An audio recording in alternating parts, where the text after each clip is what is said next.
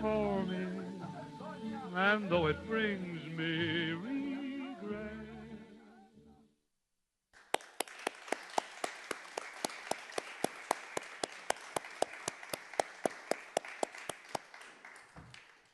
Chiedo al Presidente della Biennale di Venezia, Pietrangelo Buttafuoco, di raggiungerci qui sul podio. Grazie.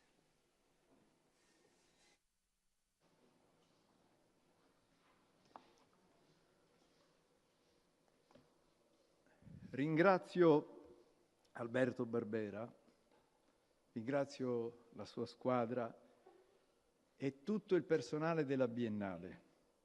Siamo pronti per la realizzazione della 82esima mostra e, caro Alberto, voglio fare solo un nome tra tutti noi al lavoro prossimamente già da adesso al Lido, ed è quello di Roberto Saoner. Voglio ringraziare lui per tramite suo una storia generazionale che conferma per la Biennale l'importanza della mostra in una storia di 130 anni di lavoro della Biennale qui a Venezia. E ringrazio quindi le istituzioni, il Ministro della Cultura Alessandro Giuli, ringrazio la città di Venezia, la Regione Veneto, la Soprintendenza Archeologia, Belle Arti e Paesaggio per il Comune di Venezia e Laguna, ringrazio i nostri vicini di casa, ovvero la Marina Militare, e tutti coloro che contribuiscono alla migliore e sicura riuscita della mostra del cinema. Ringrazio dunque tutti gli sponsor dell'82esima mostra, i main sponsor Campari, Mastercard, Cartier, Armani Beauty e Lexus. Quindi grazie a ITA, a De Longhi, Intimissimi, Repower, il Consorzio Tutela del Vino Conegliano Valdobbiadene Prosecco, Telios, Major Events Media, Canon ed RTL 102.5.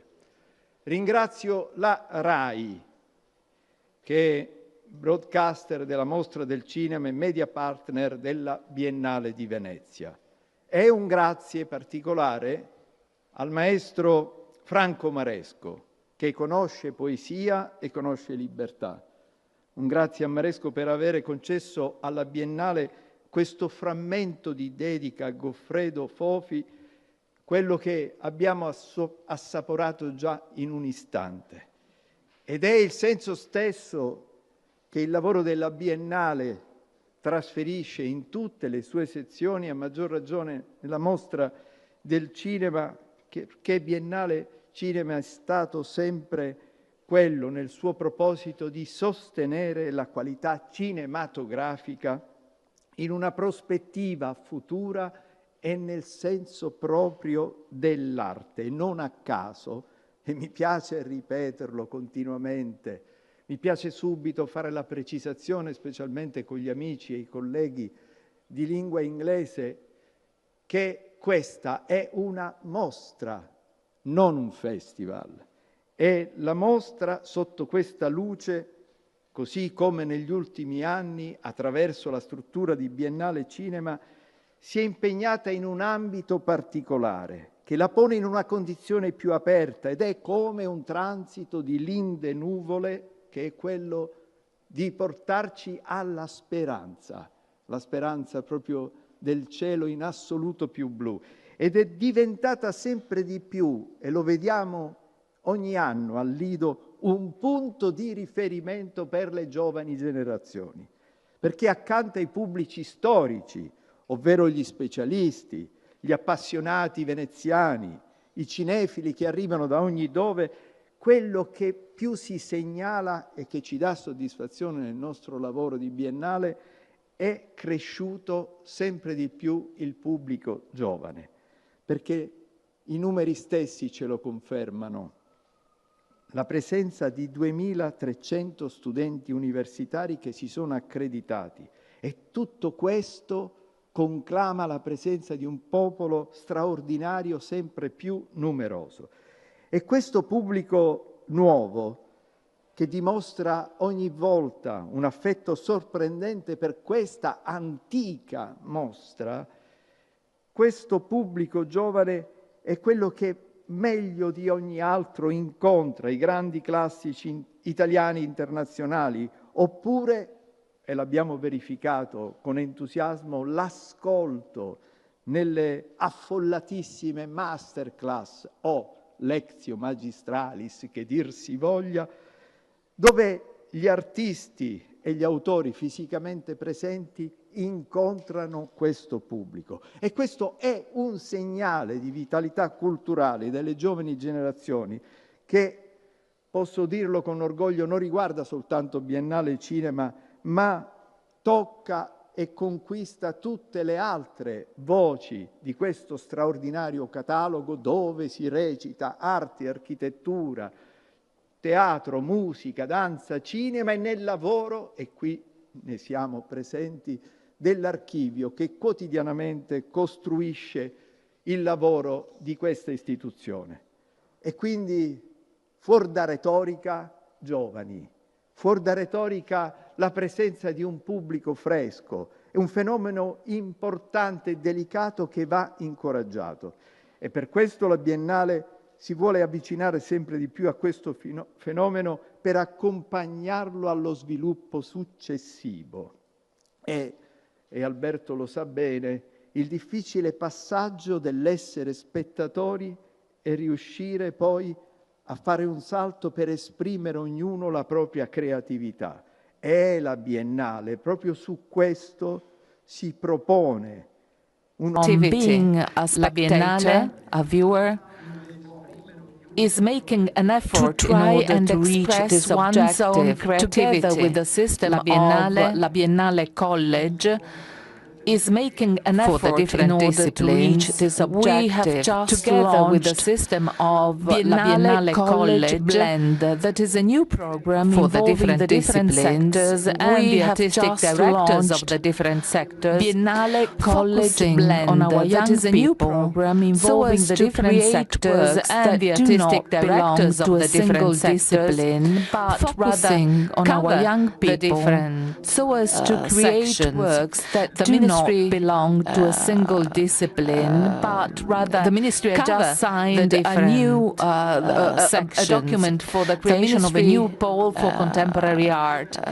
And I would like the ministry has just signed a new a document for the creation of a new pole for contemporary art. The Arsenale in Venice, to inform you, the new headquarters of the Historic Archive of La Biennale di Venezia will be inaugurated, a place for research, experimentation. The new headquarters of the Historic Archive of La Biennale di Venezia will be inaugurated, a place for research, experimentation, young people who come to Venice. Also production center, as they come to, it is aimed at all those young people who come to Venice. We believe that these projects, as they come to make us believe in the growing of these young, we believe that these projects, scholars, we make us grow believe trees in forests, growing of these young, with faith in their growth, in the future growth. We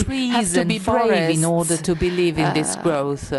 Faith, and as it is for the different in their growth, in the future growth, we also have to be brave in order to believe in this growth. Alberto Barbera, with its talent, as it is for the different surprises, sections of La Biennale, also for the film festival, with its director, we give evidence of the fact that dreams can become truth. With the newly awarded being brave protagonists, you cultivate we give evidence of the fact that dreams can being awarded truth. In this workshop, being brave helps you cultivate hope, because this is the heart of the question. This is being awarded. The critical spirit in this workshop helps us to do. We find an expressive, because this is the heart of the question. This is what realization the critical spirit, the poetry of a world. We find an expressive, the contemporary world that is realization impacted by the poetry of a world created by itself. This brave approach to art can can respond to our thirst for culture. It can help build a shelter for those who had their homes destroyed by war.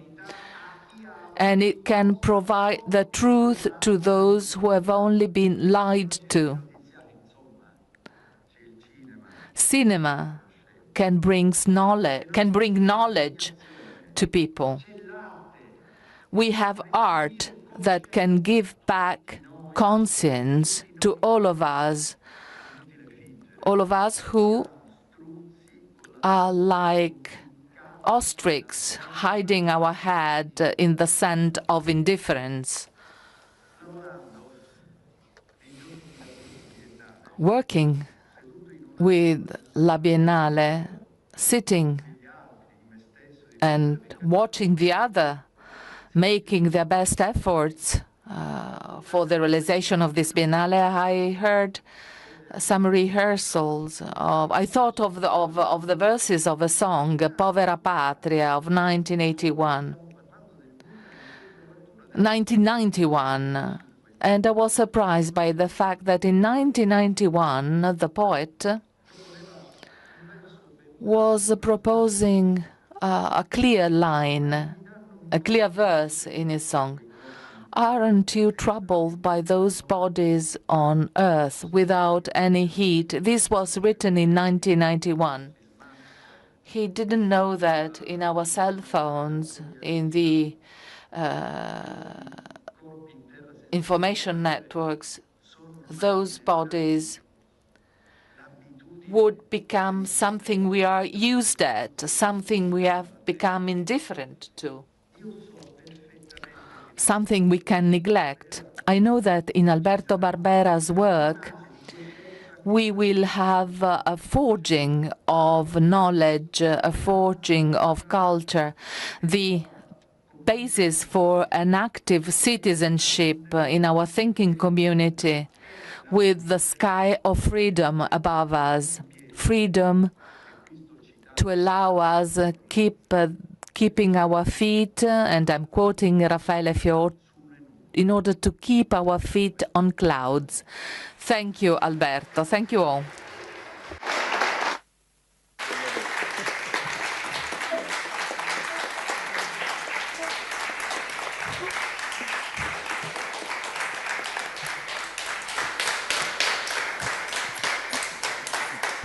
Allora, grazie Presidente. Thank you, President. The floor to Alberto Barbera. Good morning. Good morning also from me, and welcome. Welcome back to the annual presentation of the Film Festival program.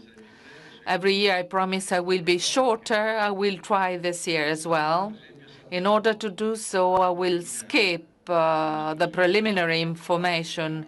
I will spare you the ritual list of numbers on the films that have arrived, the 360-degree selection, the alternation of great masters and emerging talents, and the graphs on gender percentages, which, however, are in the press kit for the fans of these things. So no figures, and let's start immediately with the list of invited films.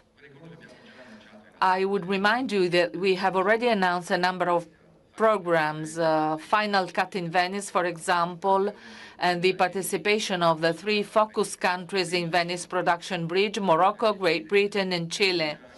We have already announced the project participating in the 9th edition of the Venice Immersive that has become and will continue to be the reference competition in the world for all those who deal with this form of expression, virtual art, and its possibilities to create. From this moment onward, also distribution, because we are starting to put the foundations of a distribution market for immersive Venice. We have already announced the films in the Orizzonti short film section. I take the opportunity to remember the tribute to the film school founded and directed by Jane Campion, A Wave in the Ocean. We will present the 8 short movies produced by the students in this 10-month course. The 8th short film was sent in competition to the Orizzonte Corti. Let us start with the selected movies that have not yet been talked about. Biennale College Cinema. 4 films have been produced this year in alphabetical order. Agnus Dei by Massimiliano Camaiti, Italy. One Woman, One Bra by Vincent Chogo, a co-production Kenya, Nigeria. Becoming Human, Paul and Lee, Cambodia, USA production. And finally, a film coming from India, Sri Lanka, Secret of a Mountain Serpent. We will see this during the first 4 days of the film festival. Each movie was made by drawing solely on the financial support made available by the grant made available by the Venice Biennale, which consists of 200,000 euros for each movie. Venice Classics, restored films, 19 of them. They have already been announced, but there are also 9 documentaries. The first is Mata Hari, 2 directors, Joe Beshenkowski and James Smith. It is a documentary on the film that David Carradine has been shooting for years and never finished, starring his daughter, Callista. Elvira Notari, Oltre il silenzio, Valerio Ciriaci, a documentary reconstructing the life and career of the first Italian female film director, as well as the most prolific, with a production that counts over 60 feature films and hundreds of short films and documentaries between 1906 and 1930, most of which, unfortunately, were lost. The next documentary is Louis Malle, Le Révolté by Claire Douget, a tribute to the director who we remember for winning the Golden Lion in Venice with Atlantic City, ex aequo with Gloria by Cassavetes in 1980. Memora de los Olvidados, Javier Espada, a beautiful reflection on the second unforgettable film by the young Buñuel. Megadoc, the backstage shot on the set, directed by Mike Figgis, on the set of Megalopolis, the unlucky movie by Francis Ford Coppola. Borman and the Devil,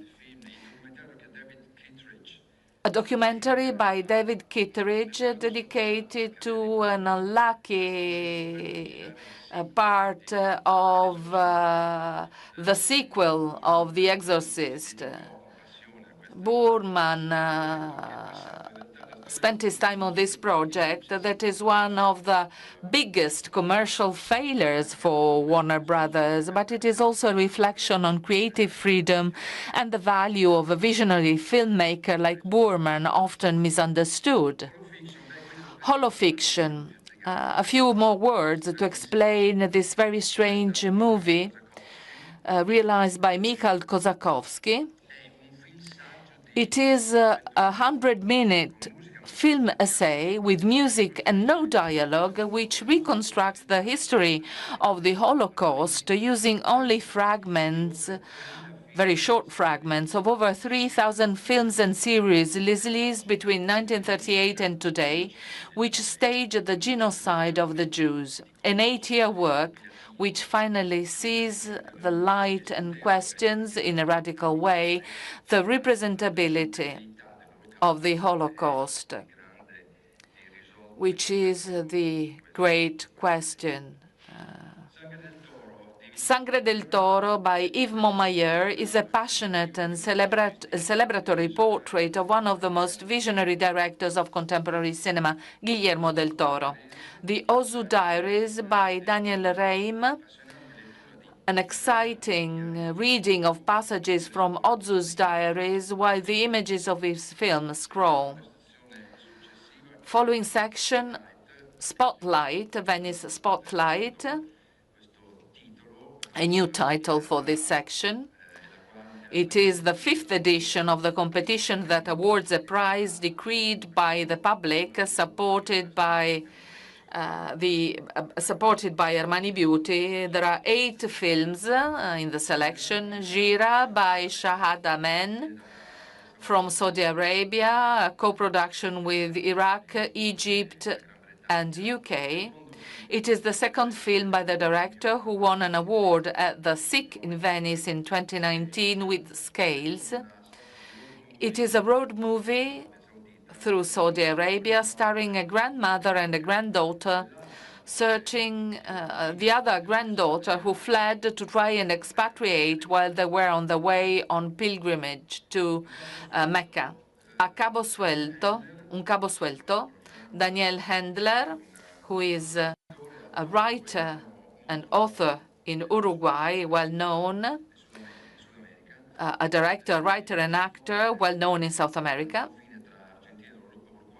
The film takes place on the border between Argentina and Uruguay, and the protagonist is an Argentine police officer who is an Uruguayan police officer who is fleeing his country, pursued by law enforcement.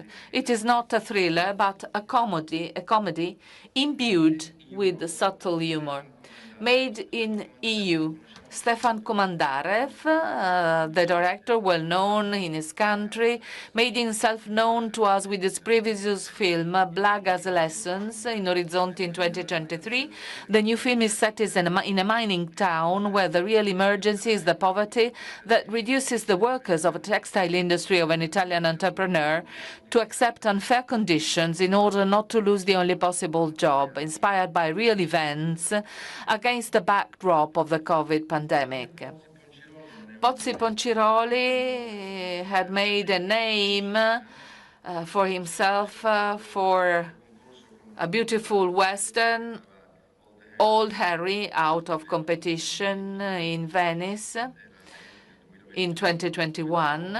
This time, the director sticks to the conventions of gangster movies, but with a radical choice: to tell the story without a single word of dialogue, and he succeeds, let me tell you, in doing this.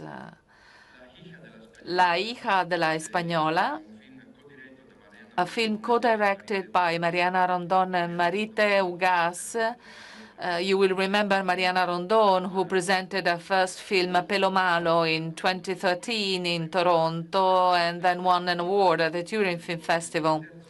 His third film is the transposition of a novel telling about violence, desperation, and cruelty in Caracas, devastated by the regime. Abra le Cor, a first movie by a Swiss director, Marielle Sguardot. It is the story of a 15-year-old girl, Emma, against the backdrop of the Second World War. She discovered that she is pregnant following a rape and challenges the repressed rural Protestant community to emancipate herself with determination from the moral hypocrisy of the village. Calle Malaga, Marianne Touzani, one of the best directors in Morocco. She was in Cannes with the previous The Blue Kaftan, that was also distributed and successful in Italy. It is a comedy that rests entirely on the shoulders of the great actress Carmen Maura. After 40 years spent in the Spanish Quarter, in the Spanish neighborhood of Tanger, the protagonist is evicted by her daughter, who needs to sell the house to support her children in Madrid. Determined to take back what is hers, the protagonist goes on the counterattack. Last movie in the section Spotlight is an Italian movie, Daniele Vicari, Ammazzare Stanca. Vicari. I never get his name correctly. I apologize with Daniele, whom I have been knowing for many years.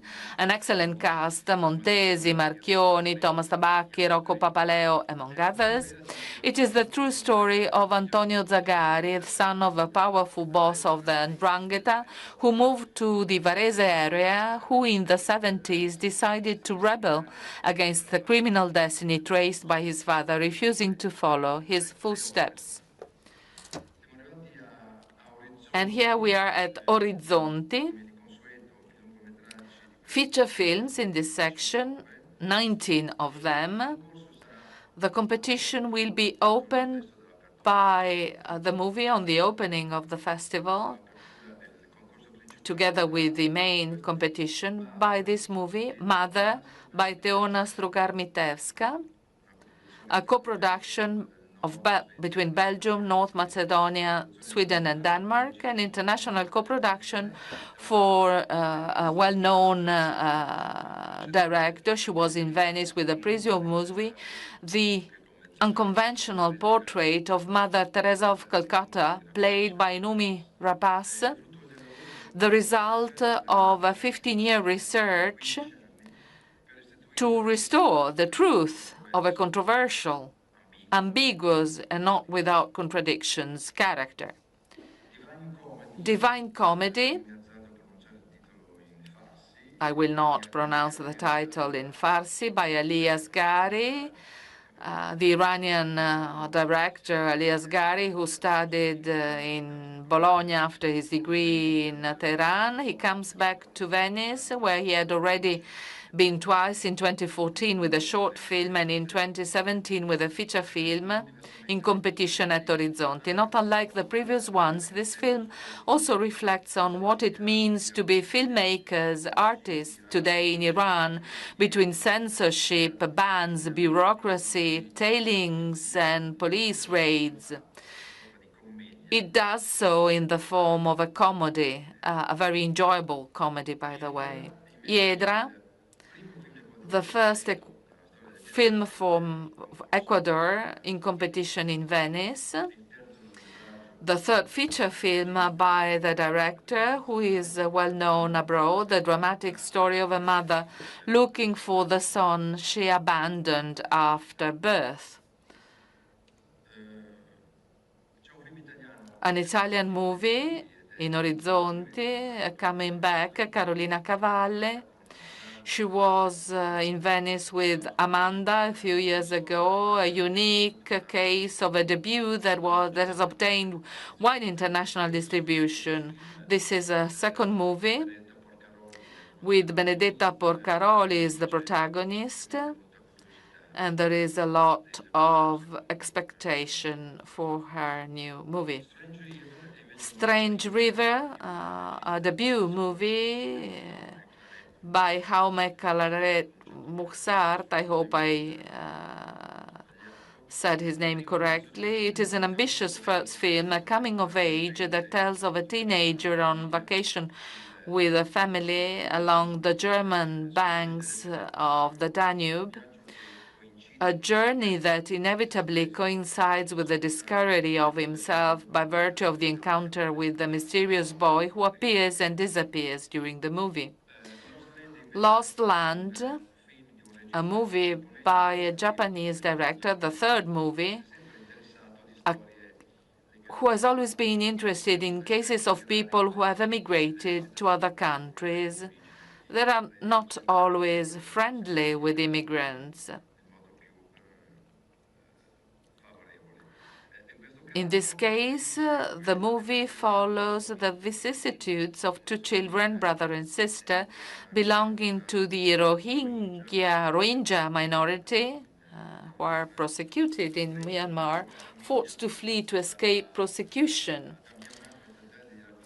from Myanmar, trying to reach Malaysia through Bangladesh and Thailand. The film begins as a documentary, but from the moment it takes on the point of view of the children, who remain alone at a certain point, it also takes on almost a fairy tale dimension. Grand Ciel, a debut film of the Japanese director who studied in Paris, Akihiro Hata. He graduated from FEMIS in France, in Paris. This is his first film, and it is a strange combination of elements of social denunciation and references to science fiction cinema. Rose of Nevada is a movie by a British author a science fiction film, although set in the realistic context of a small fishing village in Cornwall, with a stellar cast that includes George McKay and Callum Turner, the most famous, internationally renowned actors, British actors. Late fame, Kent Jones is the second feature film by Kent Jones, former film critic and collaborator of Martin Scorsese. He relies on a consummate producer like Christine Vachon and an exceptional performer like Willem Dafoe to tell the story of a former poet whose work is rediscovered by a group of young New York artists. Milk Teeth is the second movie of a director who made a name for himself in the Orizzonti section a few years ago, in 2022, with his movie To the North. This new film, much more complex and mature, is set in the late 80s, just before the fall of Ceausescu, and take its cue from the disappearance of a little girl to reconstruct the climate of oppression and hypocrisy of the regime. Pin de Farti, with the switch with the initials reversal, is a movie by Alejo Mogillansky. The director is part of the group of independent Argentine artists known as El Pampero Cinema. 3 years ago, we made the acquaintance of the beautiful movie by Laura Citarella, Trinkelauken. You certainly remember it. She's coming back as an actress here, and the title, with the initial reversed, refers to the theatrical test by Samuel Beckett, Fin de Partie, a starting point for a triple original interpretation. Father is the third movie by Teresa Notova, who won an award for the best film at Locarno in 2022 and won an award for best work in progress at the MIA in Rome last year. I do not want to spoil anything because you have to be surprised by the unexpected narrative of this story.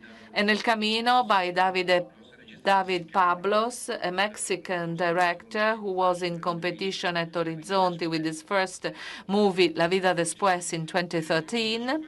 He returns with his fourth film, an original love story set in the most violent part of Mexico between truck drivers and drug traffickers near Ciudad Juarez. Song of Forgotten Trees is a debut movie by a young Indian director, Anuparna Roy, who tells with great delicacy and sensitivity the story of two modern female roommates in Mumbai, forced to measure themselves daily with the irreducible machismo of a society prisoner of behaviors and habits that are difficult to eradicate. The second Italian movie by Laura Samani, Un anno di scuola, based on the novel by Stu Paric. While the novel was set in Trieste in 1919, Laura Samani sets it in Trieste in 2007. It is the second movie by Laura Samani after the promising debut of Piccolo Corpo, which was at SIC in Cannes in 2021. Gaston Solniki comes back to Orizzonti for the third time between fiction and the documentary, a Viennese trilogy. Willem Dafoe is the manager of a historic hotel that fights to avoid the closure decided by the new owners of the hotel. Barrio Triste is the first feature film by Stills, a photographer and director of Colombian origin, well known for his music videos, many of which are extremely innovative, many of which were made with Bad Bunny, who also appears in the film. The film is partly related to the late Harmony Korine. From Thailand, Human Resource, the debut film of this Thai director. I will not dare to pronounce his name, Nawapul Tarom Grattanarit. His first movie had been financed by Biennale College Cinema in the first edition of Biennale College. After a few commercial works, Nawapul has come back with a film of great stylistic and formal rigor, which reflects on the problem of the world of work in an advanced capitalist society. The last movie in the Orizzonti section is Funeral Casino Blues, a bizarre movie by Roderick Varich.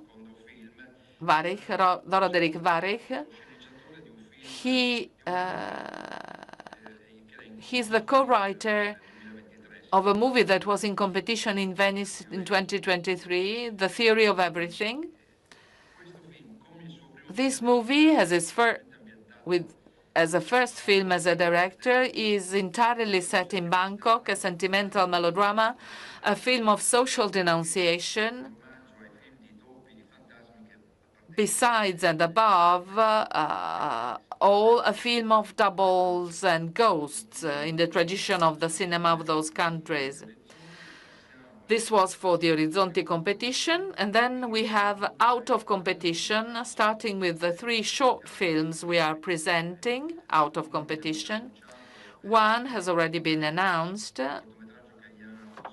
It is the short by Yann Arthus Bertrand that will be screened at the pre-opening of the Venice Film Festival, together with the restoration of Queen Kelly.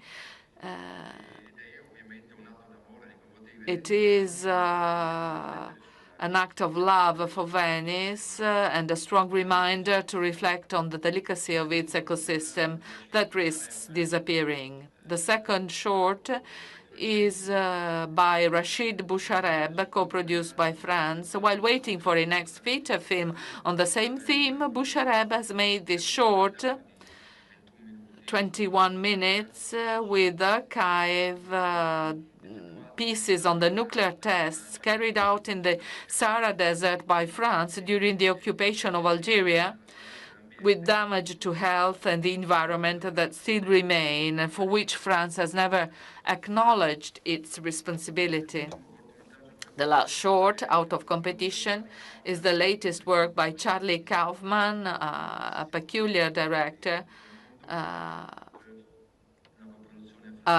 co-production between US and Greece, shot in Athens, How to Shoot a Ghost, a visual and sound poem following the ghost of 2 young people who had disappeared, a queer Lebanese translator and a half-Irish photographer. In the words of the director, they wander the city together, finding consolation in the difficult beauty of life and its consequences.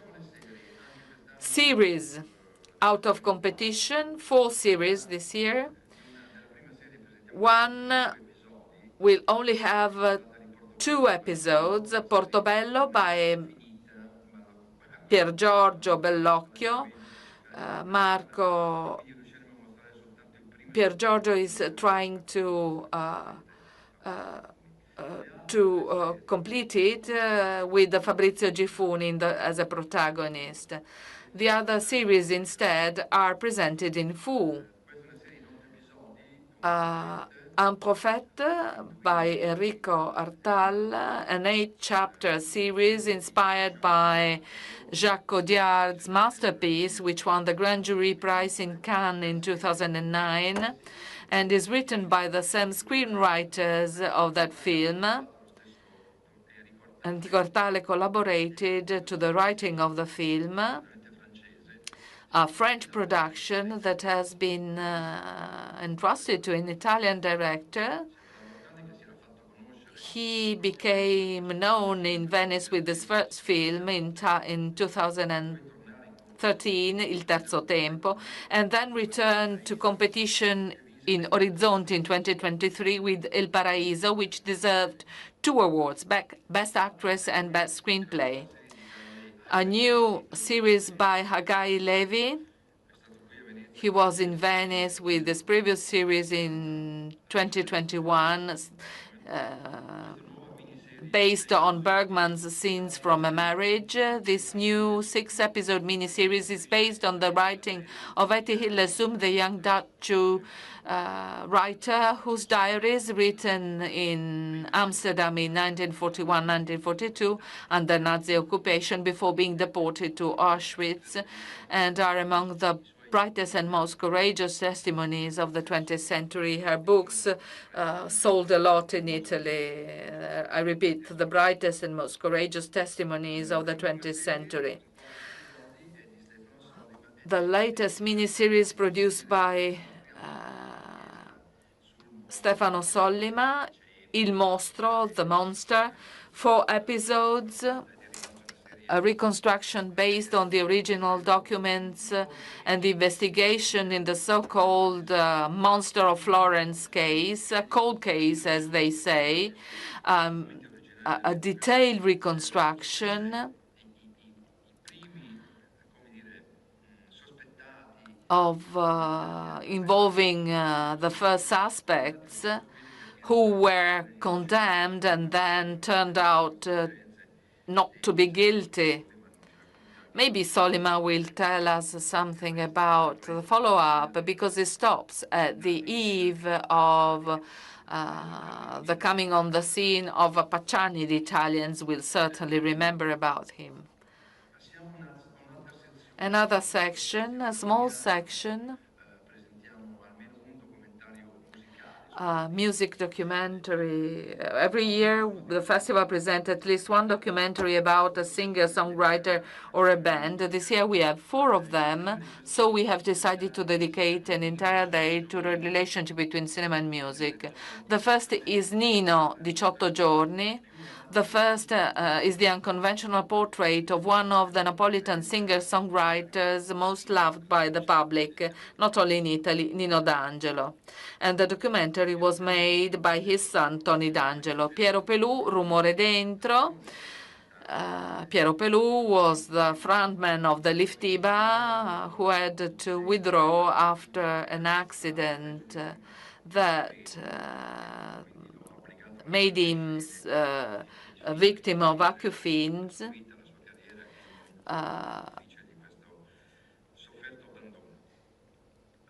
He's subjected to tinnitus, and he had to retire from the scene.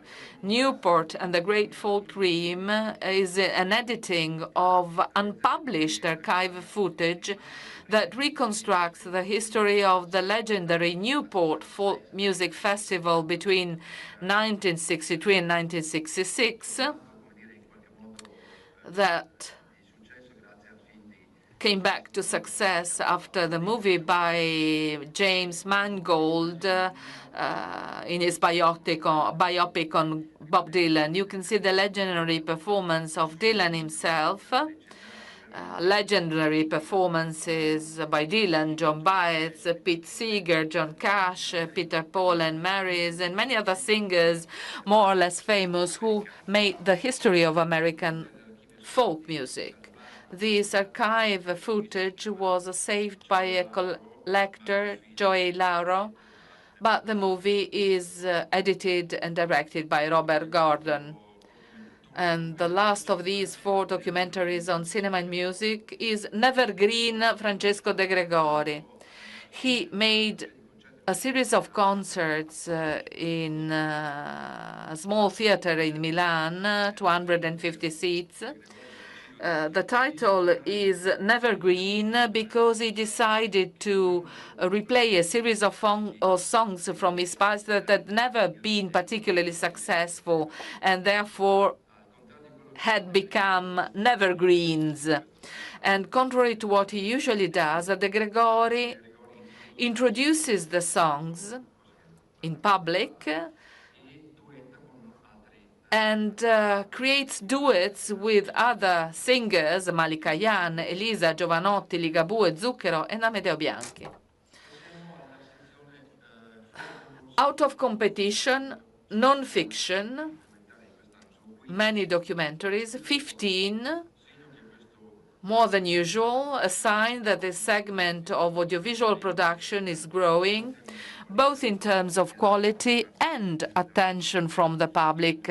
And we can only be happy about this because documentaries are really excellent in this section.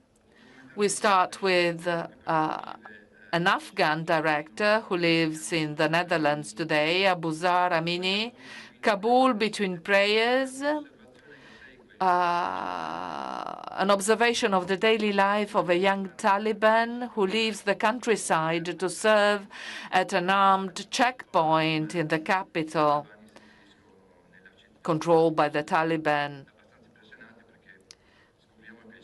We discover that his only desire is to be able to become a martyr one day. And his younger brother is educated in the same cause. Ferdinando Scianna, you need no presentation. Ferdinando Scianna is one of the best-known Italian photographers. He was the first to be admitted in the Magnum agency in Paris. The documentary is by Roberto Andò. As Scianna was a source of inspiration for him, as Andò himself was for Tornatore. Mark by Sofia is the portrait of the designer Marc Jacobs. Sofia Coppola has been a friend of his for a long time. She reconstructs his career and the years when both were young, the New York Nights and the street show organized with Spike Jones by Sofia Coppola herself, a very lively documentary. I Diari di Angela, capitolo terzo, the third chapter of the reconstruction by Yervan Chanikian with his wife Angela Riccilucchi. She disappeared a few years ago. They portrait and collaborate with the writer Lucrezia Lerro, who gives voice to the intimate writing of Angela Riccilucchi, telling about the artist's poetics and her illness. Janikian points out that it is a political movie. What is personal is political, they used to say in the past. And so it is easy to understand why we can say this about this movie. Ghost Elephants, we decided to tribute the Golden Lion for a lifetime achievement to this director who continues to work. We will have the world premiere of his latest documentary, Ghost Elephants, in pursuit of the tracks of a mysterious herd of ghost elephants in the jungles of Angola. As exciting as a thriller, as is often the case for Herzog's documentaries. They seem to be fiction, sci-fi movies. Jiang Kei, My Father and Gaddafi, a documentary co-produced. She's the daughter of the greatest political opponent of Gaddafi, a human rights activist. She reconstructs his life and his disappearance at the hands of the Libyan dictator with the use of rare and precious archival film documents showing the responsibilities of Italian colonialism in Libya and the atrocities committed against the local population. The Tale of Cillian, the new documentary by Tamara Kotevska. She had earned a double Oscar nomination with a previous film, Honeyland. This new work stages the story of a farmer and his unlikely but real friendship with the stork in the country where there is the highest number of storks in the world, against the backdrop of the economic crisis of agriculture in North Macedonia, which has forced many farmers to emigrate in search of work. Nuestra Tierra, the long-expected new movie by Lucrezia Martel, a documentary that is co-produced by Argentina, US, Mexico, France, Netherlands, and Denmark. It took many years of work, both to complete the necessary research and to find a complete form to reconstruct the case that revolves around the murder of Javier Chocobar, an indigenous man killed in 2009 in the province of Tucumán by white men trying to expel the indigenous community from their land for a mining project, a case that became famous in Argentina for a trial that is reconstructed in the movie. And Lucrezia Martel contributed to shed light on this dramatic episode in the history of the country. A remake by Ross McIlwee is the latest documentary of a director who was in Venice years ago with two documentaries, both starring his son Adrian. The new film is a complex and painful reflection on the dramatic events that led to the death of his beloved son, and at the same time on the value of images, his position as a director, and the incredible story linked to the proposal of a remake for one of his most famous films, Sherman's March, that Howard Weinstein made to him many years ago. Kim Novak's Vertigo by Alexander Philippe, realized on and with Kim Novak. It is thanks to Alexander that we got in touch with Kim Novak, who was attributed the second Golden Lion for Lifetime Achievement. Alexander Philippe last year won the award for the best film on the film The Texas Chainsaw Massacre by Toby Hopper. This is a portrait of this extraordinary interpreter. Cover Up by Laura Poitras. She doesn't need any presentation. She won the Golden Lion in Venice in 2022. It is a portrait with Mark Obenhaus, a portrait of one of the most famous American investigative journalists, Seymour Hersh. Not many know about him. He's shy and obsessive. It took many years to convince him to stand in front of a camera. Seymour Hersh is the author of the most important reports in the 1950s in the U.S.,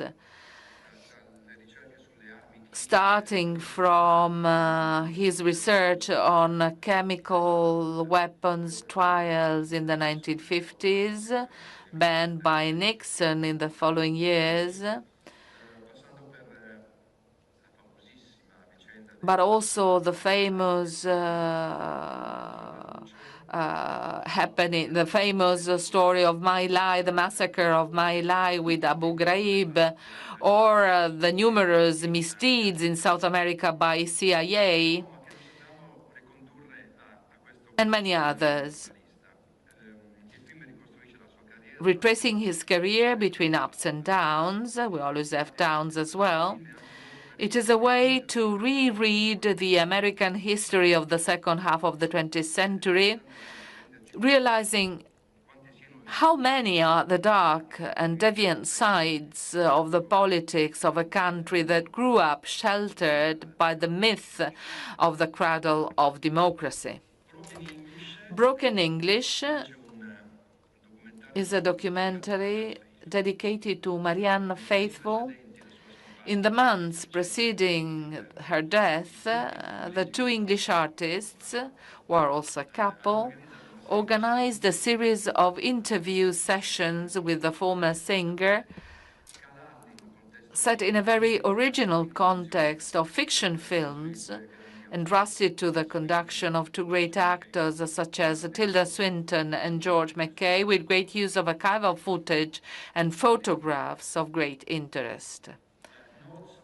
Notes of a True Criminal is a documentary by Alexander Rodnyansky and Andrei Alferov. We know Rodnyansky, a great international producer of some of the most important movies awarded in the most important European festival. He was sentenced in absentia to 8.5 years for his statements against the invasion of Ukraine. Rodyansky was born in Kiev, but he lived in Moscow for many years. He had his company there. He was forced to run away from Russia, not to be jailed. With this documentary, he tells the stories through archive footings of the Second World War,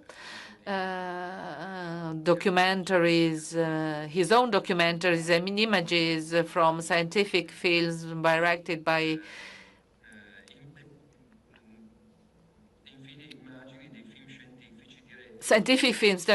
his teacher and mentor, Felix Sobolev.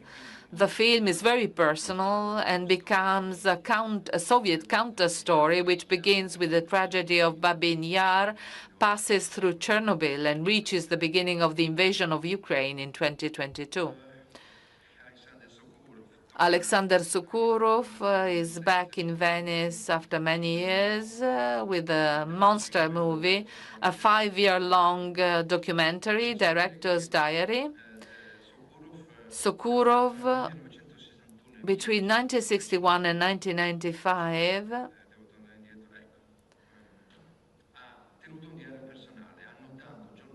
kept a daily diary noting large and small events, not only for the Soviet Union, or small daily events. He decided to transfer these notes into a 5-hour film that year after year shows excerpts from popular films of the time and popular films of the time, but also Soviet propaganda footage. It is not easy to follow. You have to maintain 3 different levels of reading for this movie, but it is extremely interesting. It talks about our history in the second half of the 20th century.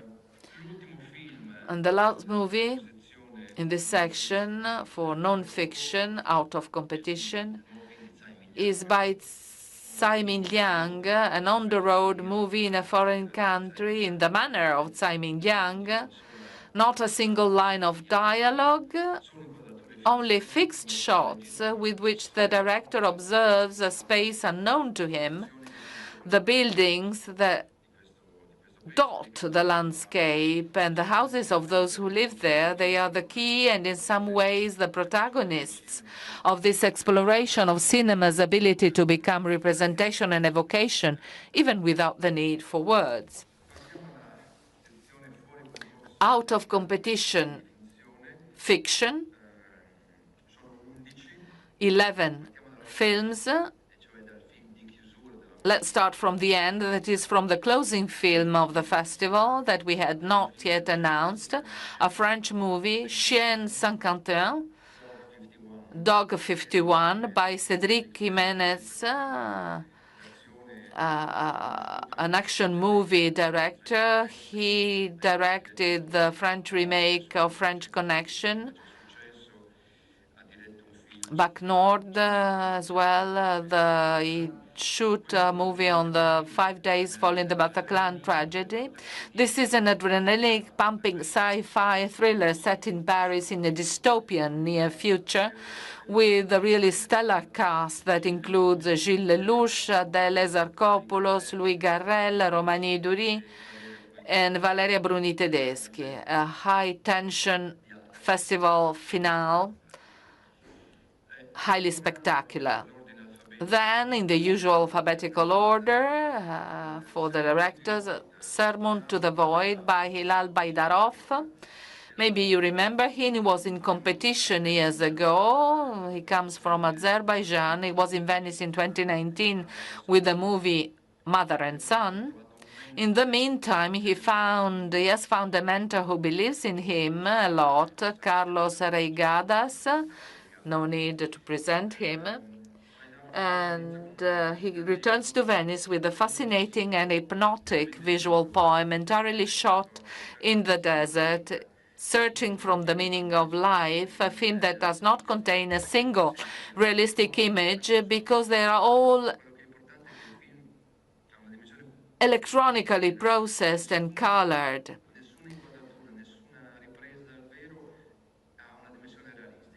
There are no realistic images. They're all processed and treated electronically, accompanied by a reiterated reflection in the form of a narration on the vanity of the world and on the need to abandon our daily obsessions to find a meaning for our existence. A tribute to one of the masters of Italian cinema by Antonio Capuano, one of the masters of Sorrentino, 85 years old. He continues to make films consistent in his search for a nonconformist cinema, contrary to the conventions of beautiful writing, in search of a truth that manifests itself in the artifices of the mise-en-scène. The theme is the undeclared war of men on women under the pretext of contending for a child after separation in the face of an inadequate judicial system. The two protagonists are Teresa Saponangelo and Vinicio Marchioni. Another Italian movie out of competition, the new movie by Andrea Di Stefano, Il Maestro. Di Stefano abandons the convention of the action movie in which he has distinguished himself so far to try to renew the conventions of the Italian comedy with the story of the relationship between an incapable tennis teacher and a talentless teenager. Pierfrancesco Favino is perfectly at ease in the figure of a loser defeated by life, but the real revelation is the boy, surprising Tiziano Menichelli. We will certainly see again in other films because he is really extremely good. Although this is his debut film. After The Hunt,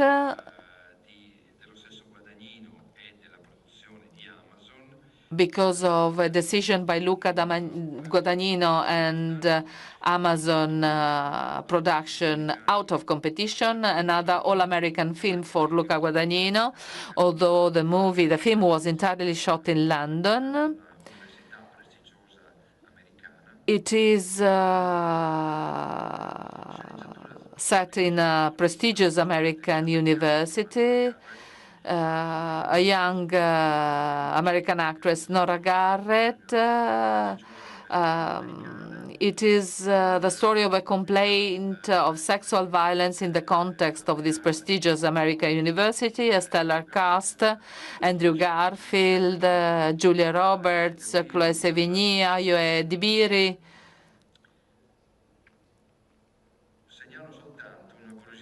Allow me to tell that this first time that Julia Roberts will step on the red carpet of the Venice Film Festival, so we are very happy to have her in Venice. Mamoru Osoda, I am not passionate of Japanese action movies. He is one of the greatest animation movie producer. After his movie is entitled Scarlet, it has been bought by Sony for the worldwide distribution. It is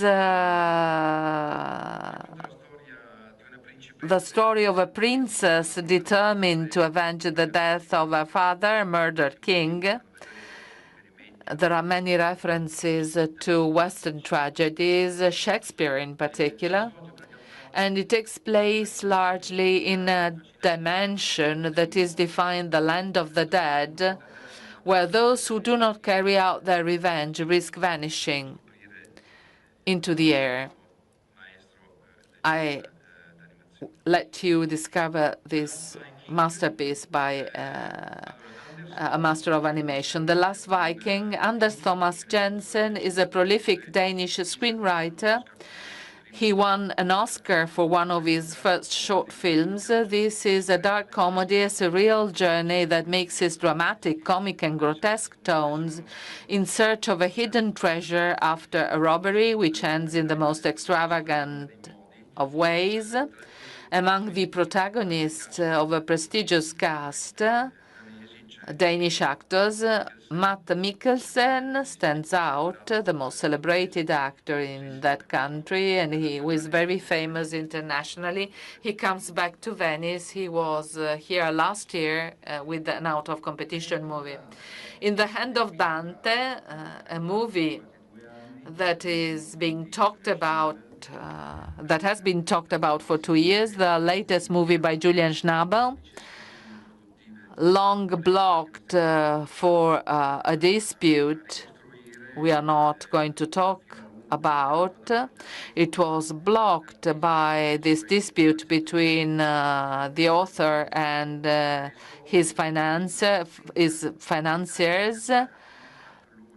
The film arrives in Venice without the cuts that had long been threatened. 2 hours and a half. Most of the movies this year, with just one exception, last from 2 hours 15 minutes up to 2 hours 30 minutes. This is the new international standard, which is quite concerning, I must say, also for those who have to program the movies, because packing all of them in our agenda is quite a problem. But we will manage also this year. This movie is based on a cult novel published in 2002. Was shot largely in Italy with an extraordinary cast: Oscar Isaac, Gerald Butler, Martin Scorsese, Jason Momoa, Al Pacino, John Malkovich, Franco Nero, and Gal Gadot. It is at the same time a journey in search of the original manuscript of the Divine Comedy with unexpected crime story implications, but it is also a journey through time to find Dante and his search for the literary and sentimental absolute. Another Italian movie out of competition by a young director, one of the most promising young Italian talents, Paolo Stripoli. He made his debut with the genre movie, a horror movie, last year. He is shooting now a movie with a prestigious cast. I will not spoil the plot, You will discover it yourself. Suffice it to say that we are in a quiet mountain village that hides a terrible secret. In Venice, it will be one of the two Italian films, Mezzanotte, at midnight. Gus Van Sant, it is the happy return of one of the protagonists of independent American movie. He had been absent since 2018 because he made television in the meantime. It refers to something that happened in reality. A broker who was a guy kidnapped the director of a loan agency, denouncing that he had been scammed and demanding compensation and apologies. The protagonist is Bill Skarsgård, but there is also an important interpretation by Al Pacino. We are happy to have Gus Van Sant back to cinema with a beautiful movie. The last movie in this section out of competition, it is the last Italian movie out of competition, Orfeo, a debut movie by Virgilio Villoresi. Virgilio Villoresi, Tuscan by birth but Milanese by adoption, is an appreciated director of experimental films, music videos, and commercials for major fashion houses. He is well known abroad. He makes his movies with artisanal animation techniques inspired by the cinema of Jan Swartzmeyer, Zeman, and McLaren. Even this last film, based on the unfortunate, at least for the time, comic poem by Dino Buzzati. It is an entirely self-produced and self-financed movie, a bit in the manner of Coppola, if you pardon the comparison. It is made by contaminating live footage and graphic animation that aims at visual effects of great suggestion and originality. It is the second Italian film at midnight, Mezzanotte. Last section, 21 films in competition this year, one less than last year. I always hope I can manage to go down to 18 movies, but every year I have to exceed that number. We begin, and you already know, with La Grazia by Paolo Sorrentino, the opening film on the evening of the 27th of August. I am not anticipating anything so as not to spoil the surprise of a movie that really bets on its originality. In alphabetical order, another expected movie, The Wizard of the Kremlin, by the homonymous novel by Giuliano da Empoli, with a screenplay written by Assayas himself and Manuel Carrero, who also appears in the film in a quick cameo.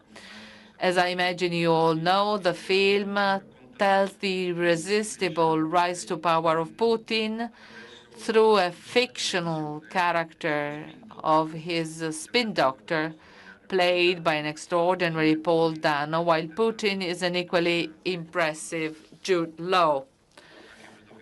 Also, this movie is 2 hours and a half.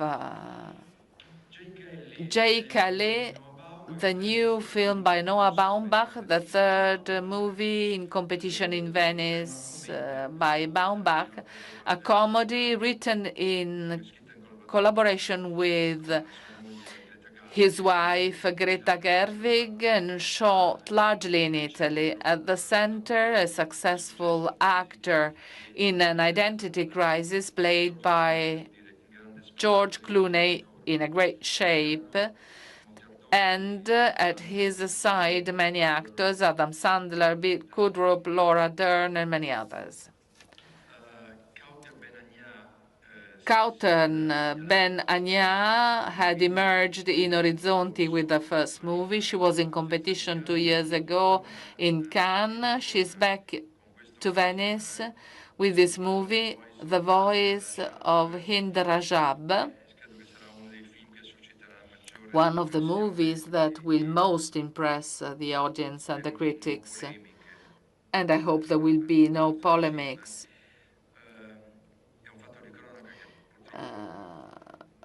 A sad event you will probably remember, referred to by many media. On the 29th of January 2024, the Red Crescent volunteers receive an emergency call. A 6-year-old girl is trapped in a car in Gaza with her uncles and cousins under fire from Israeli soldiers. She begs to be rescued. She's the only survived in the car. I am moved if I think of the movie. While trying to keep her on the line, the volunteers of the Red Crescent try to do everything they can to get an ambulance to her,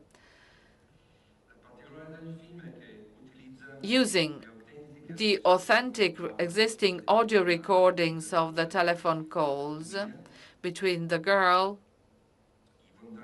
the volunteers of the Red Crescent, the uncle who lives in Germany, and the mother who lives close to the place where the event took place. Kautar Benania reconstructs the tragic episode. The telephone calls are authentic, I must remember this. House of Dynamite, different dimension, the expected comeback of Catherine Bigelow.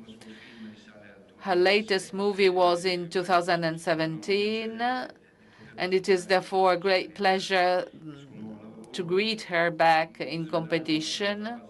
Revealing something of the plot would be doing a disservice to the film, which works on the fears that are as contemporary as possible, those related to the senseless use of atomic weapons. The evocation of the possibility of a nuclear catastrophe, however, is not produced through exhibited carnage, but in the daily details of lives being broken.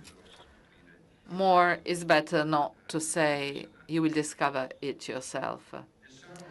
The Sun Rises on Us All, a Chinese movie, the coming back of a director we know, Chai San-jung. In 2011, he was in competition in Venice, and he won the Silver Lion for Best Director with his film People Mountain, People Sea. It returns today with a social melodrama set in present day, which questions the ethical and moral values, with two stars of the Chinese cinema, well known not only in cinema, Chin Chilei, who was, among other things, the protagonist of the first and only TV series by Wong Kar-wai, Blossom Shanghai, that was extremely successful in the Southeast Asia. Frankenstein by Guillermo del Toro, one of the most discussed movies. We know that for 10 years, Del Toro had been trying to make the movie from Mary Shelley's novel, which has always been a source of inspiration for him. A stellar cast again: Oscar Isaac, Jacob Elordi, Christoph Waltz, Mia Goth, and Charles Dance, among many others. Expect something very spectacular, since Netflix has not skimped on the means made available to Guillermo's creative imagination. Elisa by Leonardo di Costanzo is the second Italian movie in competition in Venice. For his fiction feature film, Leonardo di Costanzo worked on a book by one of Italy's leading criminologists, Adolfo Ceretti, Gingio, for his friends, in collaboration with Lorenzo Natali, another criminologist. The book is entitled I Wanted to Kill Her, Io volevo ucciderla, and a very successful novel, and is a true story of a murderer who killed her sister and tried to do the same with her mother, perhaps also with her father. And the true criminologist met her in jail and convinced her to admit her responsibility. She had refused to recognize us until that moment. The two criminologists support the so-called restorative justice, an extremely topical theme. A pied d'oeuvre, the seventh movie by Valérie Donzelli, the first time in competition in Venice. There is a novel at the basis of this movie, a successful novel in France, not translated in Italian, the story of a successful photographer who abandons everything to devote himself to writing. He discovers that he has suddenly become poor and has to invent a way to survive in order to achieve his goal. He lives in a basement, a case of resilience to try and materialize one's own dream. Bastien Bouillon is very good at interpreting with delicacy and irony the role of an individual willing to do any job, even the most humiliating, in order to safeguard his freedom. Silent Friend is the new movie, the sixth or seventh movie by Ildiko Enyedi, one of the most important Hungarian directors.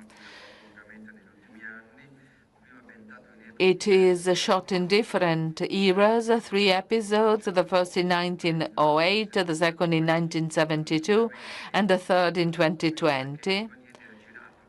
It is shot with different supports, the first in 35 millimeters, the second 16 millimeters, and the third in digital. They all revolve around the idea that plants and the vegetal world have a decisive influence on humans and can help determine the existence. In addition to many German actors, the film was shot entirely in Germany, in the Botanical Garden in Marburg and in Cologne. In the first episode, we find Tony Leung as a protagonist, the actor we awarded with the Golden Lion for a Lifetime Achievement a couple of years ago. And then we have Lea Seydoux in a small role, but above all, a gigantic centuries-old ginkgo biloba tree, which is perhaps the authentic protagonist of the film. The Testament of Anne Lee, the new movie by Mona Fastvold, the third movie, written with her husband, Brady Corbett, and also shot in 70 millimeters, but like The Brutalist, but slightly shorter, 2 hours and a half as well. A sort of musical that reconstructs the existence of the founder of a religious sect of the 18th century. Their name was the Shakers, which is why it is a musical, who, starting from Europe, put their roots in the United States, where some followers still survive today. There are not many followers of this community that had very rigid rules, some of them acceptable, some others quite questionable, like absolute castity. You will discover it. Father, mother, sister, and brother. The first time, Jim Jarmusch, he was never in Venice before. It seems incredible. I tried to bring him to Venice in the past years, but Cannes had always prevailed. We managed to have him this year. We are particularly happy because it is a 3 episodes movie with an incredible cast. with Kate Blanchett, Adam Driver, Charlotte Rampling, Tom Waits, Vicky Krieps, India Moore, and Lika Sabat, and many others. Useless to tell you the story in the movie. It deals with the family relationship, parents and children, with irony but also tenderness, as is typical of Jarmusch. Bugonia, a much expected movie announced on the media. Yorgos Lanthimos was in competition in Venice 3 times, winning a Coppa Volpi for Best Actress, Olivia Colman for The Favorite, and the Golden Lion for Poor Things. This is the remake of a Korean movie of 2003, not too well known, which is why I will not spoil the story of the movie. It is a sci-fi story with lots of surprises. The protagonist is Emma Stone, her 3rd collaboration with Lanthimos. Not the last, I think, as well. And the other Italian movie in competition is Duse by Pietro Marcello, who returns to Venice after Martin Eden, with which Luca Marinelli won the Coppa Volpi for his best performer.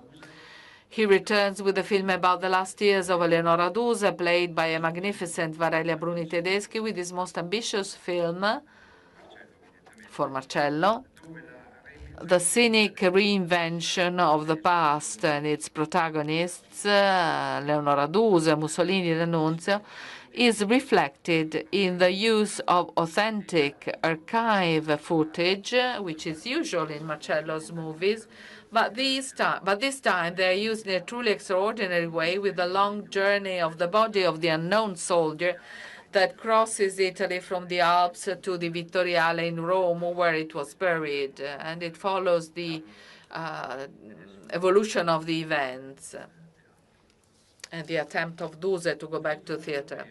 Un film fatto per bene, the fourth Italian movie in competition this year. Franco Maresco is also back. He was in 2019 with La Mafia non è più quella di una volta, that earned him the special jury prize. The pretext of the film is the film never made about Carmelo Bene, although it is a movie about Carmelo Bene, and you will see. The text is a long, self-ironic and bitter reflection on his personal obsessions, the inability to finish the films. He has started the contempt for what Italian cinema has become, the desire to escape and isolate himself from a world in which he does not recognize himself. Speaking of unfinished films, you have seen at the beginning the images dedicated to Goffredo Fofi. You will see other images at the end of this press conference. And then you will see a 3rd excerpt during the film festival, parts of an unfinished movie Maresco started a few years ago on and with the Goffredo Fofi that was interrupted and not yet edited. We hope the movie will be finally produced. If you want to stay here at the end of the press conference, you see another 5-6 minutes dedicated to Goffredo Fofi. Goffredo bellissimo. Orphan by Laszlo Nemes. He started with a film in competition at Cannes, Soul's Son, another film in 2018 in Venice, Tramonto. Orphan is perhaps his most personal film to date because it is based on his father's memories, and perhaps for this reason, Nemes renounces some of the characteristics of his cinema, the long and enveloping sequence shots that he had seduced us with for his first two films, to choose a straight and hard path of a story set in the days immediately following the Hungarian revolt against the communist regime. But it is a movie about the story of this boy who still waits for his father, who had disappeared during the Second World War. He has to come to terms with another possible father. The second French movie, the third French movie in competition, is L'Étranger by François Ozon. We must recognize the courage of Ozon for having decided to attempt a new film adaptation of Camus' novel after that of Visconti in 1967, with Marcello Mastroianni in the role of the impassive protagonist. In this case, the role is entrusted to Benjamin Voisin, one of the most talented young French actors. Unlike Visconti's film, this film is in black and white, but I leave it to you to discover other differences. Park Chan-wook, another movie that was given for granted in the Italian selection. Park Chan-wook was in Venice 20 years ago with this film that concluded his trilogy on revenge, Lady Vendetta. This movie is taken from a novel by Donald Westlake, The Axe. Costa Gavras had based his 2005 movie, Headhunters, The Axe in English. In short, it is a story of a manager who lost his job, and 2 years later, he decides to eliminate all competitors for the new positions he aspires to.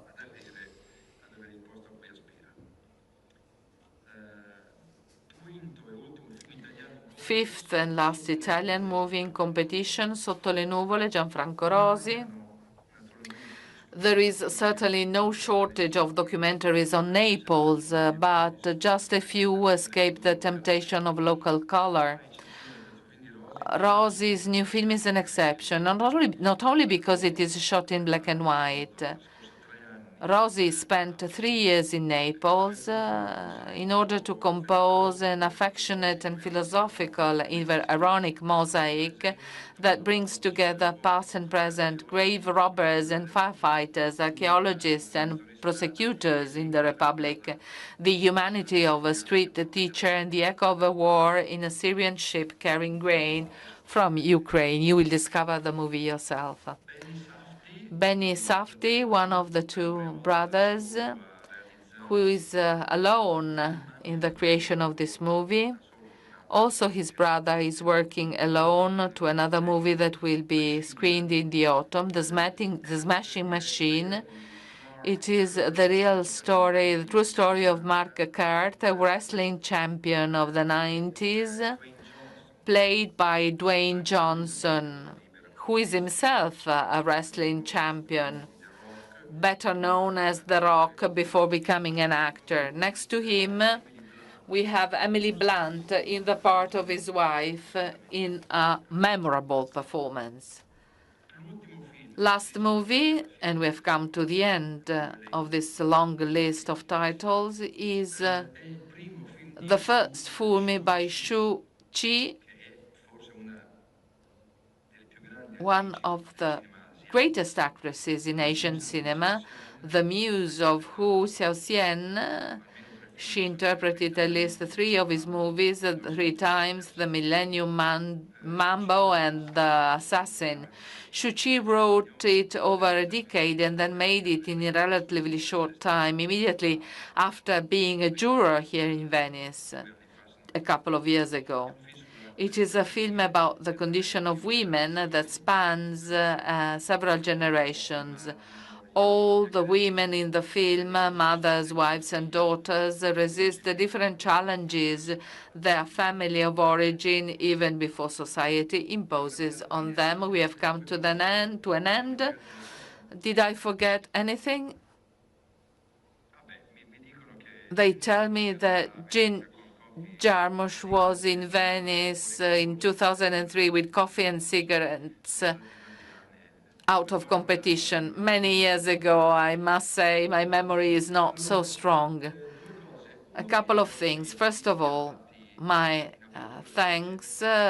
President Buttafuoco started by thanking everybody at the beginning of this press conference. My gratitude goes to President Buttafuoco, who has supported me in these 2 years of activity, granting me full freedom of movement and selection. I want to thank Andrea Del Mercato, the best general manager of La Biennale, although he's very shy, Deborah Rossi, who also directs the Historic Archive for Contemporary Arts, my assistant, Angela Savoldi. You know her better than me because she's sending letters and messages. So when they get the invitation, she's thanked by everybody. The group of people who supported me in the research and selection of the films, we started at the beginning of January. I cannot mention them all, as I cannot mention all those who work in the cinema office. All the girls, they are almost all girls in the cinema office. They are fantastic. Without them, there would be no festival. So my gratitude goes to them. I want to thank Pascal Dio, head of the Venice Production Bridge. I want to thank Savina Neirotti, who manages the Biennale College Cinema. I want to thank Michelle Reillac and Liz Rosenthal, without whom there would be no Venice Immersive Competition. Alessandra Speciale, who holds the strings of Final Cut in Venice. And finally, special thanks to Paolo Lughi, our precious head of the press office.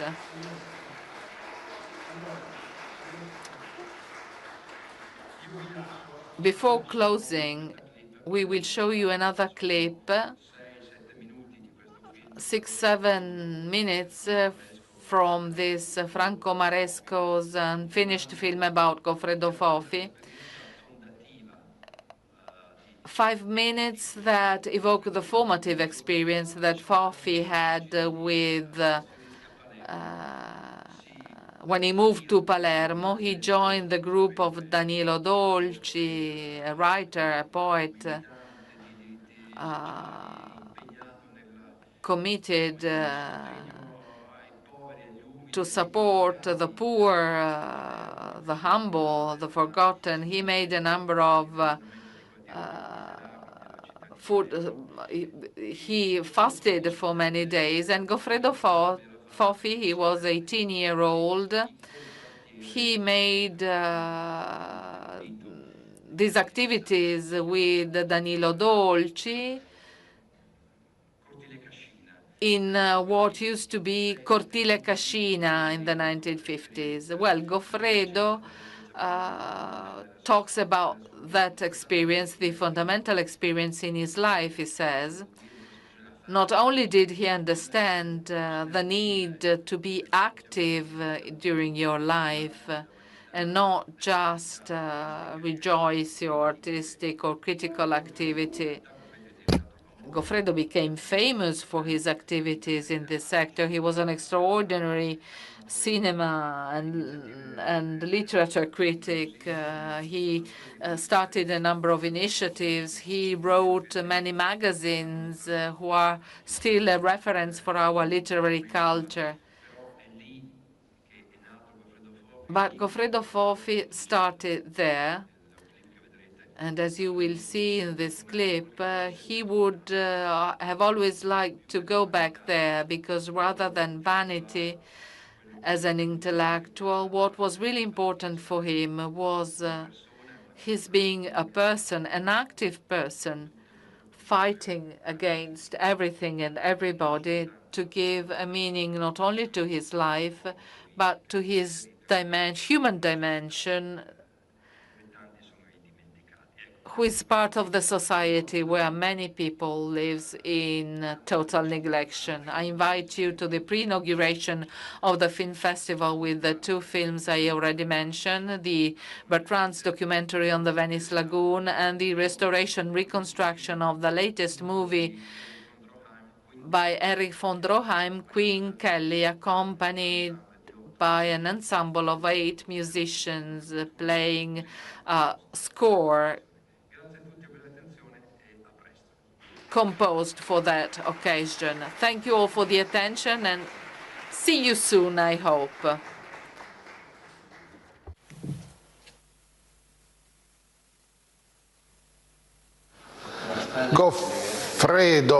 Goffredone. Ciao. Ciao. Come va? Grazie per essere venuto. Non dire scemenze.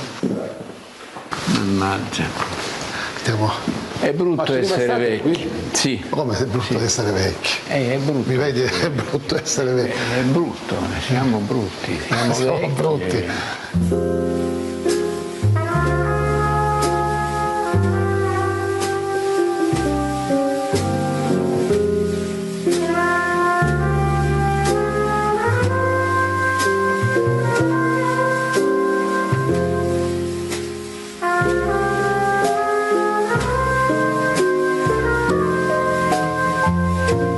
La contraddizione è nel fatto che io godevo a occuparmi dei bambini e dei morti di fame. Ecco, era il mio mondo. Sono entrato lì a 18 anni e mi ci sono trovato coinvolto in un modo assoluto, perché Cortile Cascino era questo: i poveri, reietti, marginati e i bambini, insomma. Lì mi sono costruito le mie idee, anche sulla letteratura, anche sul cinema, anche su tutto il resto. Il resto è venuto veramente molto dopo.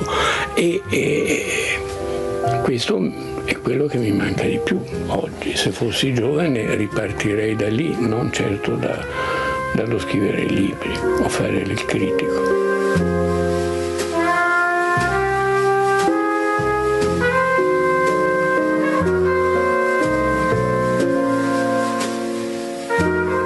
Noi abbiamo recuperato delle foto e qui ce n'è una tua, tu qui sei proprio nel periodo di cui stai parlando. Qui no? è il digiuno, il primo digiuno, mi pare fine 56, nella baracca di Cortile Cascino in cui ho abitato. Che era tutta tua, diciamo. Sì. Quando ci fu il digiuno, Danilo arrivò e ovviamente cambiò anche un po' la scenografia, perché voleva, come dire, lui in qualche modo, come dire, gli serviva venire a fare il digiuno a Cortile Cascino perché era il punto più infame di Palermo secondo tutti, e poi perché c'ero io che gli assicuravo una audience, no? Un'attenzione da pazzo, ma ero il garante del fatto che, capito? E quindi io una brandina, lui sul tavolo e digiuniamo appunto quei 7 giorni.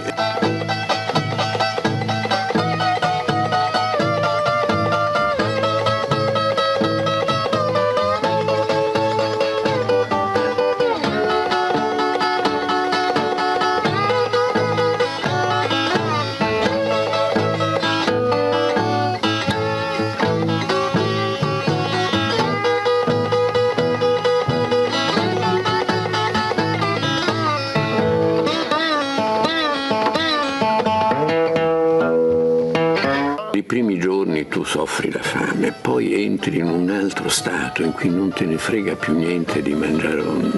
Mi sembrava di essere il principe Andrei in Guerra e Pace quando muore, cioè guardi il mondo come da un altro pianeta. Il digiuno ti dà una libertà, la testa va per conto suo, il corpo non conta più un cavolo, insomma, e non senti più la fame. Al 4º giorno io proprio finiva la fame e ero una specie di beatitudine. Gli ultimi 2 o 3 giorni erano proprio... Così devono essere esperienze mistiche. Sì, un'esperienza mistica.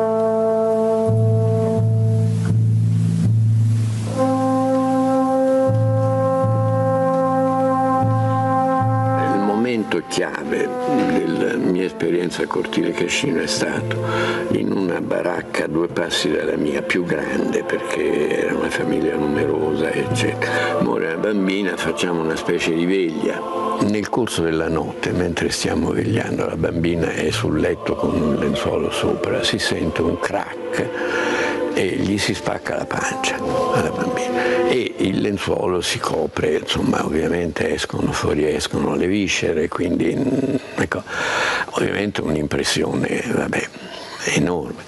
Quando io sono tornato, finita la veglia, diciamo, a un certo punto sono tornato nella mia baracca, io avevo un quaderno, quelli neri che c'erano una volta, insomma, su cui pigliavo degli appunti, delle cose che dovevo fare, e ci ho scritto sopra, l'ho ritrovato anni dopo, insomma, ci ho scritto sopra per traverso grosso, proprio chiaramente con rabbia, con una matita con cui proprio da strappare il foglio, ci ho scritto sopra: odio i ricchi. Che mi fa impressione ripensarci, però ti ripeto, per me di tutto quell'anno lì, quello è stato il momento chiave, proprio perché lì ho detto qui no, i bambini devono morire, che cazzo, no?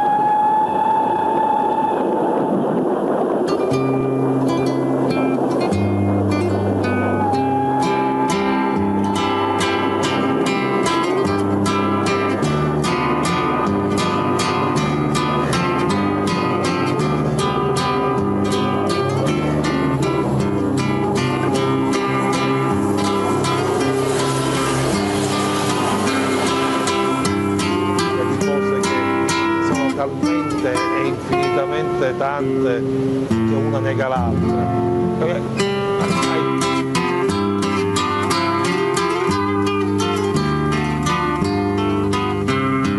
Come si chiama?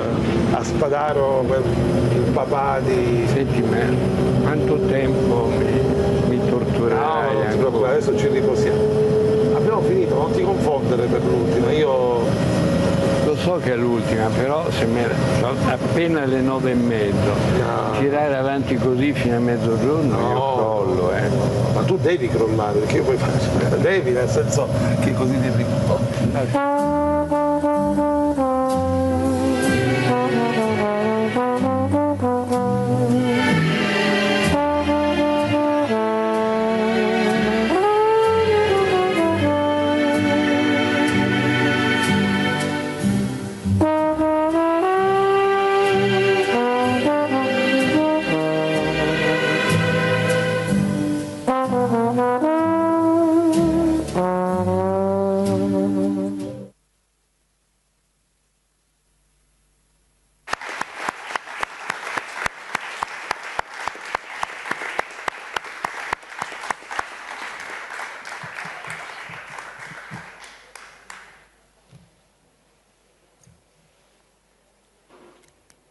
Finita, eh?